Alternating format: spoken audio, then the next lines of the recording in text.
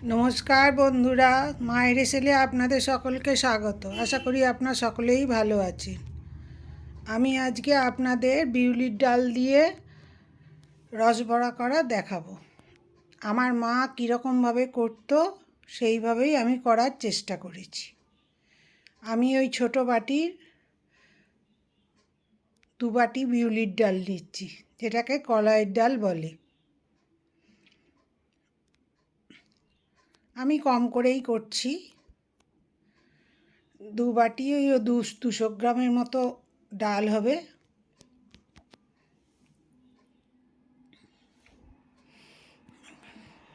আমি এটা প্রথমে ভালো করে ধুয়ে তারপরে ভিজিয়ে রেখে দেব। আমি দিনের বেলায় সকালে ভিজিয়েছিলাম, সন্ধেবেলা করেছি। ওই 6 ঘন্টা মতো আমার ডালটা ভিজেছে।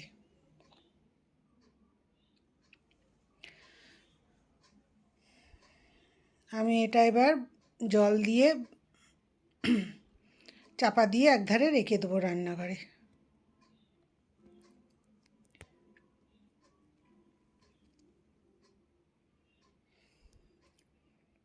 আমার মা এরকম করেই করতো, বাড়ির সবাই খেতে খুব ভালোবাসে আর কি। আমার বাবা তো ভীষণ ভালোবাসতেন খেতে বিউলির ডালের রসবড়া। এখন আমার বাবা নেই, কিন্তু মা আছে। কিন্তু মায়ের আর করার ক্ষমতা নেই, আমার মায়ের অনেক বয়স হয়ে গেছে।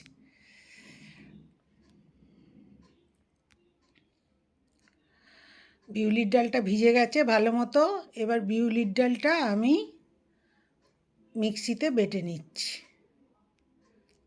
আমার দুবারেই বাটা হয়ে গেছে, ছোট মিক্সির বাটিতে দুবারই আমার বাটা হয়ে গেছে। অল্প একটু জল দিচ্ছি, ভেজানো জলটাই অল্প করে একটু দেব, দিয়ে আমি ওটা ভালো করে পেস্ট করে নেব।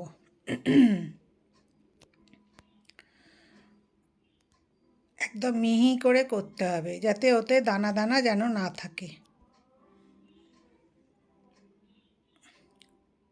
দেখছেন, একদম মিহি করে বাটা।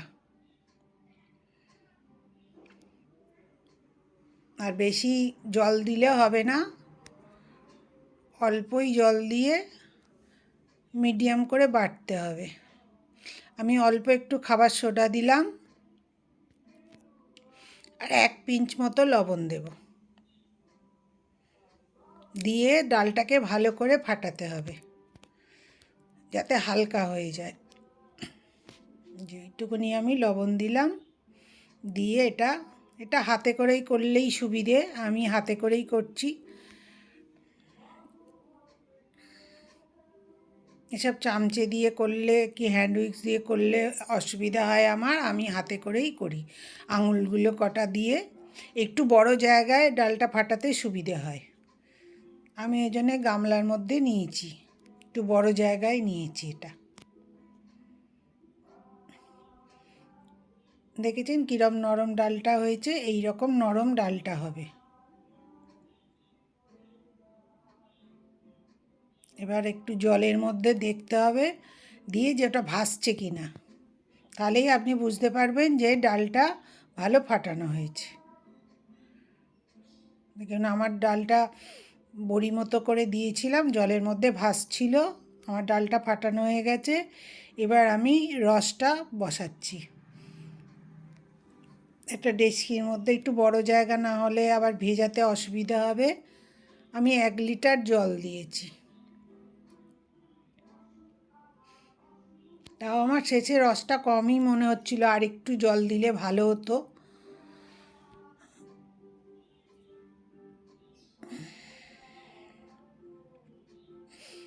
আমি 1 বাটি চিনি আর 1 বাটি খেজুরের গুড় দিয়ে রসটা তৈরি করব। কিন্তু আমি প্রথমে তাই দিয়েছিলাম, 1 বাটি গুড় আর 1 বাটি চিনি, খেজুরের গুড় দিয়েছি। কিন্তু মিষ্টিটা আমার কম কম লেগেছিল বলে আমি আবার 4 চামচে চিনি, 4 চামচে গুড় আবার দিয়েছিলাম আমি ওর মধ্যে। মিষ্টিটা কম হলে ভালো লাগবে না খেতে।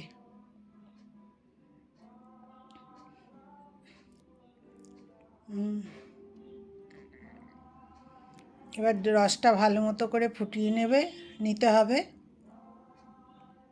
এটা একতার দোতারের কোনো রসের ব্যাপার না, একটু গাঢ় রসটা হলেই হবে, যাতে মিষ্টিটা ভালো মতো হয়, বড়াগুলো যাতে ভেজালে রস বড়াগুলো বেশ মিষ্টি হয়, কেন ডালের মধ্যে তো অন্য কিচ্ছু দেয়া নেই। তাই আপনি ইচ্ছে করলে ওর মধ্যে মৌরি একটু থেতো করেও গুঁড়ো করেও দিতে পারেন, কিন্তু আমি প্লেন করেছি, খেজুরের গুড় দিয়েছি যেহেতু। যে রসটা ফুটে গেছে, আমি ওপরের ফেনাগুলো নোংরা উঠছে কালো কালো, ওগুলো ফেলে দিয়েছি, রসটা যাতে পরিষ্কার হয়ে যায়। ভালো করে আমি রসটা গড়গড় করে 5-7 মিনিটের মতো ফুটিয়ে নিয়েছি।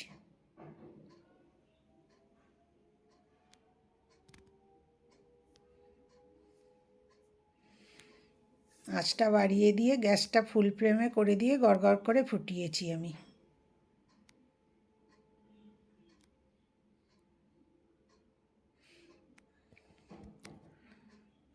দেখুন রসটা বেশ পরিষ্কার হয়ে যাচ্ছে, ফেনাগুলো তুলে দিতে। আমি এপাশে আবার তেলও চড়িয়ে দিয়েছি বড়াগুলো ভাজার জন্যে।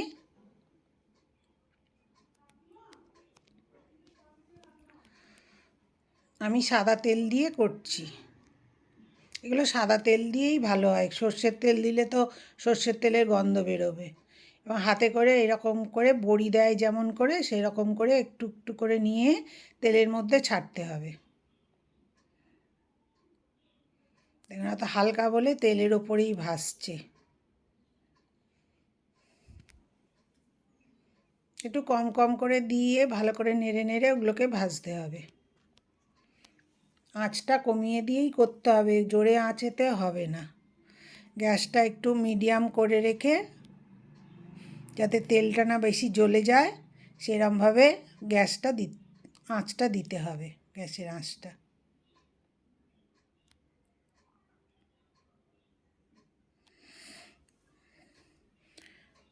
যেসব বন্ধু আমার এখনও চ্যানেলটা সাবস্ক্রাইব করেননি, প্লিজ আমার চ্যানেলটা সাবস্ক্রাইব করে দেবেন, আর পাশের বেল আইকনটা টিপে দিলে আমি যখন নতুন কোনো ভিডিও দেব আপনাদের কাছে নোটিফিকেশান চলে যাবে।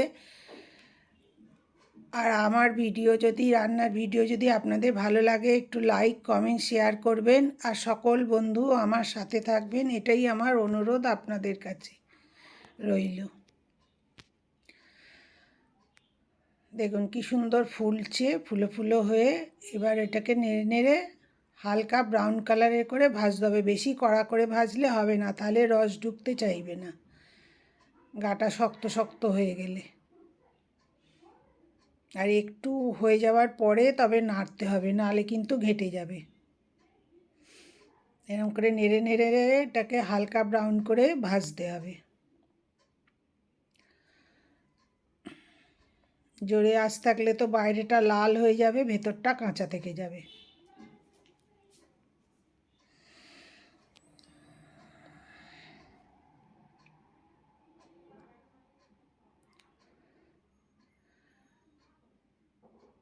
এইসব আমার মায়ের কাছ থেকেই শেখা করা, দেখেছি মাকে করতে, তাই এখন নিজেও একটু করি।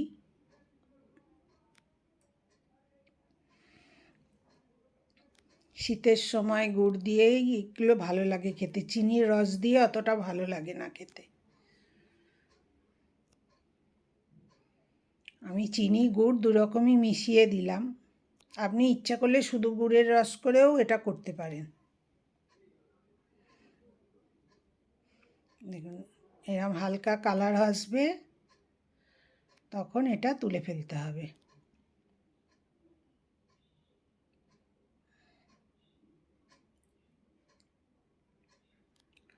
আর রসের মধ্যে রসটাও একটু গরম আছে, আর এগুলোও গরম গরম তুলেই রসের মধ্যে দিয়ে দিলেই একদম পুরো ভিজে যাবে। দেখুন কত বড় বড় হয়ে গেল, আমি তো ছোট্ট ছোট্ট করে দিয়েছি। এই যে হাতে এরকম করে নিতে হবে, নিয়ে আর এরকম করে আঙুলে করে দিলেই গোল গোল মতো হয়ে যাবে। এরকম করেই দেয়া, এতে চামচে করে দিলে ভালো হবে না জিনিসটা, এটা পুরোপুরি হাতের ওপরে সব কিছু করলে ভালো হবে, হাত দিয়ে। দেখুন আমার সব ভাজা হয়ে গেছে, আমার মনে হচ্ছে আর একটু রস করলেই আমার ভালো হতো। সব ভিজে গেছে ওপরেরগুলো। এবার একটু এরকম করে নেড়ে তলার দিকে করে দিতে হবে, নাহলে ওপরেরগুলো ভিজতে চাইবে না। দেখুন কীরকম রস ঢুকেছে, ঢুকে সব লাল লাল দেখতে হয়ে গেছে। যেগুলো প্রথম করেছি সেগুলো করতে করতেই এত রস ঢুকে গেছে। আমি এখন এটা চাপা দিয়ে আধ ঘন্টার মতো রেখে দিয়েছি। আধ ঘন্টা চাপা দেওয়ার পরে এবার আমি তুলছি। হাতায় করে তুলতে যাচ্ছি, কেটে যাচ্ছে, এত নরম হয়ে গেছে। ওই জন্যে একটুখানি জায়গা করার জন্যে প্রথমে হাতে করে কটা তুললাম আমি। দেখুন কত সুন্দর হয়েছে, মুখে দিলেই মিলিয়ে যাবে। আমার অনুরোধ রইল এরকম করে একদিন বাড়িতে করবেন, করে খেয়ে আমাকে কমেন্ট করে জানাবেন আপনাদের কেমন লাগলো আমার পদ্ধতিতে রস বড়া। দেখুন কত নরম হয়েছে, একদম তুলতুল করছে, একদম ভেতরে রসে ভর্তি।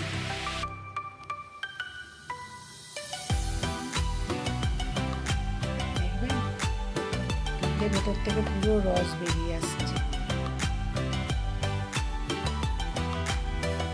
আমার রান্নার ভিডিও দেখার জন্য আপনাদের সকলকেই ধন্যবাদ।